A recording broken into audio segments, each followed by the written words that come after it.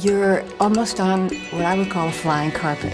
It's a completely different vantage point. It's up in the clouds, it's among the buildings, it's part of what makes Manhattan, Manhattan. 22-block long park, 7 acres. You can almost close your eyes for a second and think you see the horse-drawn carriages delivering the meat around. When you see what nature has done, how it stepped in when man walked out. There's this little demi-paradise. And it's just so amazing to think that we were about to lose this space. Literally, we were months away from the order to tear it down. The High Line will happen in this city, and it'll happen in the immediate future.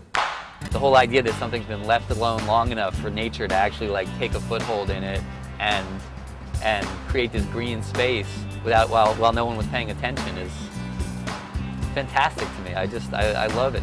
There was an area of manufacturers, of warehouses, of shipping originally, and they didn't think about parks. And then it became residential, and suddenly people are saying, oops, where are the parks? We are, I think, 58 out of 59 in community boards for having the least park space in the city. So just first of all, having more additional open space added into our neighborhood is a benefit. It's a wonderful opportunity in 3 neighborhoods, Clinton, Chelsea, Greenwich Village, to provide open space, to be able to walk from the Javits Center all the way down to the village, to the meat market, without having to cross the street. I call it the viaduct. It's like the viaduct of Rome. I mean, it just carried trains, and architecturally, it's an urban artifact, a relic. The High Line is this very mysterious ribbon, and the idea of restoring it and creating a park out of it is just a beautiful, romantic, and very aesthetic idea. It's not just enough to pave it, put up some benches. What we want to do is create one of the most interesting, exciting public spaces anywhere in the world. The one thing we do know, there's not going to be anything like it anywhere else on Earth, and hopefully for generations or centuries to come, people will be building things and saying, yeah, this is kind of like that High Line in New York. The High Line's a good idea. We don't have anything like it in this city, because once you're there, you sort of have to look, what's over the side, what's this neighborhood like, and who else is up here with me? I am delighted to express my strong support for the High Line. This is a unique project that serves as a model for innovative land use development, and it will help improve air quality by promoting pedestrian traffic, and it will give New Yorkers another safe and beautiful place to walk. So this will create that safe corridor for mothers, for children, for elderly, and I don't think we can underestimate the value of that. When you invest in parks, you actually see an enormous benefit that will ultimately generate lots of taxes that will more than pay the cost of the investment in the High Line. And that's what we're here to do, is we're here to make investments in the future of the city, and we think the High Line is just a terrific investment in our future.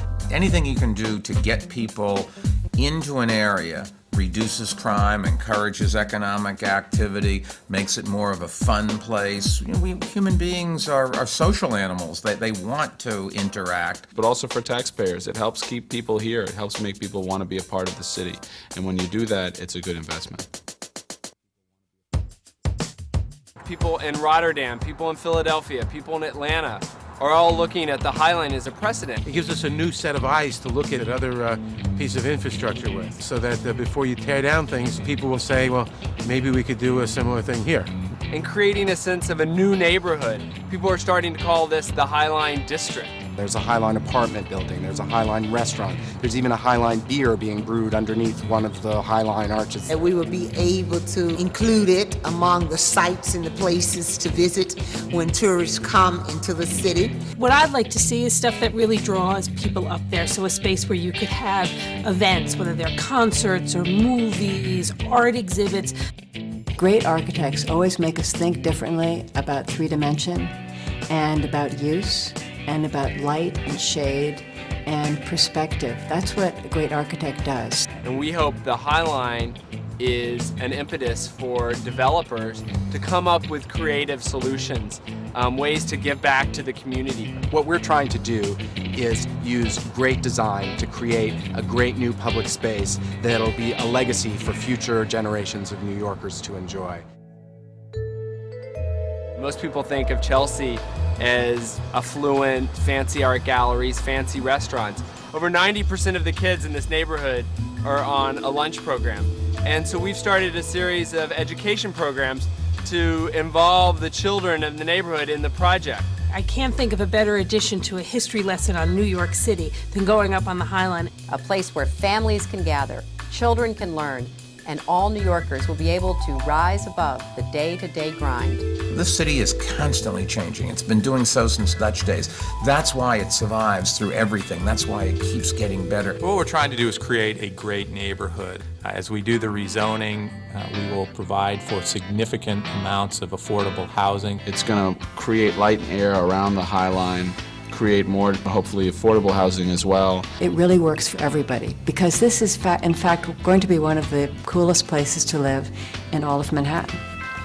This is an act of creation to create a space where people from all walks of life are going to mix and mingle together, and where the very best of what we all love about New York is going to be in action right here every day. You know, think about it. When in New York City do you hear about a project that doesn't have a long list of opponents? Probably never. We will build the High Line. We always have to raise money. But over the course of the past year, we've made great progress on all fronts, and I'm pretty optimistic. To be in an oasis in the middle of the city, a new Central Park on a smaller scale, it's a wonderful opportunity. This one has put on a fast track, and it will probably be one of the fastest ones that we've seen come about, and that's a good thing. Together, we can revitalize an irreplaceable transportation asset. We can create an open space of great beauty. We can improve the quality of life for countless New Yorkers. So I am delighted to join so many other New Yorkers in support of this important and innovative project.